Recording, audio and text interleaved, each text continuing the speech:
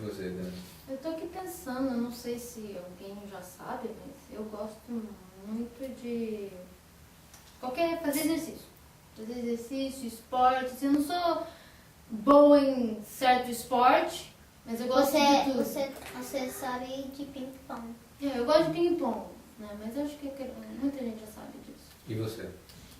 Tem algum dom? Eu sei que você sabe cantar, né? O que ninguém sabe que você gosta? Eu gosto de tocar bateria. Essa futura bateria. E você, Brooke? O que você gosta de fazer? Que ninguém sabe. De dormir com o Dedé. De filme com a mamãe. Então vamos falar um pouquinho da vida espiritual. Quanto tempo vocês são adventistas? Bem, desde que eu nasci. Vocês nasceram no lar adventista? Eu nasci no lar adventista. Eu nasci no lar adventista, mas... A gente se desviou assim um pouquinho, né, nas beiradas aí da vida. Como aconteceu isso? Bem, comigo aconteceu logo que eu praticamente, um pouquinho depois que eu cheguei aqui. Porque eu era casada com outra pessoa. Quando eu vim casada com essa outra pessoa. E não deu certo o casamento, já estava meio que acabando e a gente acabou se encontrando. E ele é meu ex-namorado. Você já conheciam no Brasil? Wesley foi meu ex-namorado no colégio. E por cargas d'água, sem planejar, eu sabia que ele estava nos Estados Unidos, mas eu não sabia que ele estava na Flórida. E a gente se encontrou e a gente acabou ficando junto. E aí nasceu a Wendy. Então, mas antes disso, a sua conversão, aquele... Daí logo que a gente se juntou, a gente saiu da igreja porque a gente foi convidado a se retirar também da igreja. Pelo fato de eu estar casada, ainda não tinha me separado do papel. Então, tipo, eu não deixei de vir à igreja. Eu sempre vinha, não sempre, porque ele meio que se revoltou assim, sabe? Não queria vir mais na igreja, porque ele não concordou de ter tirado ele da igreja. Entendeu? Então, eu não gostava de vir na igreja sozinha. Então, às vezes eu pedia pra ele vir comigo e tal. Aí, quando ele vinha, eu vinha. Mas eu cheguei a vir muitas vezes na igreja sozinha.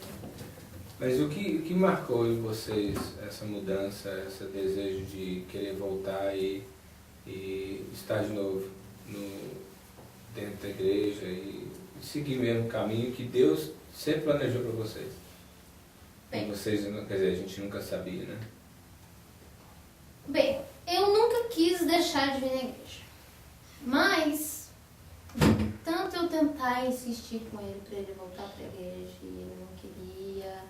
Às vezes ele vinha na igreja, mas ele continuava fazendo certas coisas, né, erradas. Tipo, assistia televisão no sábado. Sabe, eu não tava feliz. E, tipo, acho que eu não fui forte o suficiente para continuar batalhando e insistindo. Então, eu simplesmente falei, não vou mais também. Vou ficar junto com você. Não, né? Você não pode... Como é que é aquele ditado? Você não pode... Se junta. Então eu se juntei com ele, eu parei de vir pra igreja e continuei fazendo. Aí ele se assustou. Porque ele falou, não, peraí, opa. Alguém tem que ir lá orar pela gente. Não, peraí, não, assim não pode. Não, eu posso, mas você não. Você tem que fazer as coisas certas, você tem que ir na igreja. E a minha filha, porque naquela época eu só tinha o Wendy. Então aí ele começou a, sabe, não, peraí, não é bem assim. E aos poucos ele foi vindo para a igreja, até que um dia estava tendo uma semana de oração com a Maísa. E foi assim que ele resolveu voltar para a igreja, e a gente começou a voltar. E tipo, foi... Tomou muito tempo, não foi rápido, tipo, levou muito tempo. Depois que teve o negócio da Maísa, aí a gente, tipo, você se conscientiza de algumas coisas, mas ainda tem muita coisa que você sabe, só que você ainda não quer dar o braço a torcer. Você, ser humano em si você tem aquilo na sua cabeça, você não concordo com isso. E então foi um processo muito, muito longo, a gente passou por muitas... Uma das dificuldades é porque ele voltou sim para a igreja, mas ele não aceitava o rebatismo. Ele achava que eu já fui batizado, eu não preciso se batizar novamente. Isso, Deus tocou no seu coração um dia que você... Pois é. Demorou bastante. Como eu me afirmava muito no fato de que, na Bíblia mesmo, está dizendo que é um batismo, entendeu? E você não vê na Bíblia, não é bíblico o fato de você, não está escrito lá que você tem que ser rebatizado, isso não é bíblico.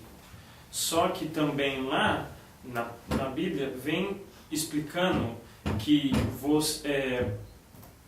o batismo do Espírito Santo, a questão do batismo do Espírito Santo, não tem uma regra, não tem um limite ou um parâmetro ou como você vai cozinhar, como que chama? Recipe. Não tem um recipe uma receita para você ter o batismo do Espírito Santo.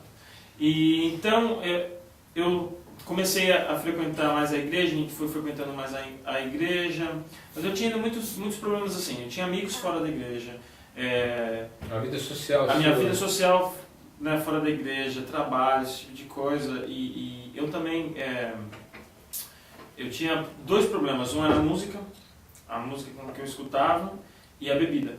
Que eram duas coisas que, por mais que eu aceitei muitas coisas daqui da igreja, vinha para a igreja às vezes e tal, mas por isso que eu não participava na igreja, eu não virei membro da igreja ou coisa parecida, exatamente porque eu sabia dessas duas coisas que eu não tinha me acertado ainda e que eu estava naquela luta espiritual, né? E mesmo assim, mesmo com essa luta espiritual assim, Deus, o Espírito Santo, devido às orações dos meus pais, eles fizeram a viagem espiritual, né? O que a gente vai fazer agora. Viagem espiritual? Jornada espiritual. Então, meus pais estavam fazendo a jornada espiritual junto com... também tinha a tia Ellen, mas o tio Elias fazendo, não só por mim, pela Dani, mas pelos outros jovens também que estavam frequentando a Força Jovem na época, que estavam, a gente, mais ou menos com o mesmo problema, era um pouquinho mais pesado eles, mas eu estava incluído ali no grupo de oração deles, né? E então, aí, a minha esposa sempre deixava na rádio cristã no carro, né? Aí eu chegava, quando eu ia usar o carro, eu mudava para minha rádio, né? E sempre. E eu chegava aí para a igreja escutando a minha rádio, e ela, não, o mundo é civil e tal, aquela briga toda. E até que um dia,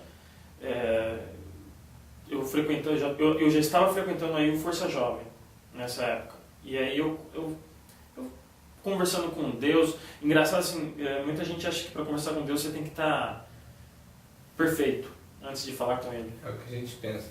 E comigo foi totalmente diferente, muito diferente.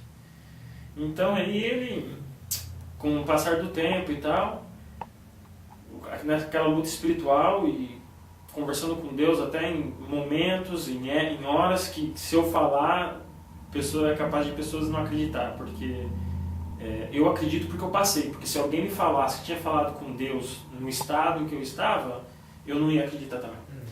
Então, pela sua própria experiência. Pela minha própria experiência então, com aquela certeza, soava tão nítido, às vezes eu ainda brigo com Deus e falo assim, poxa vida, naquela época que eu estava daquela forma, eu ouvia a sua voz tão mais nítida que eu ouço hoje.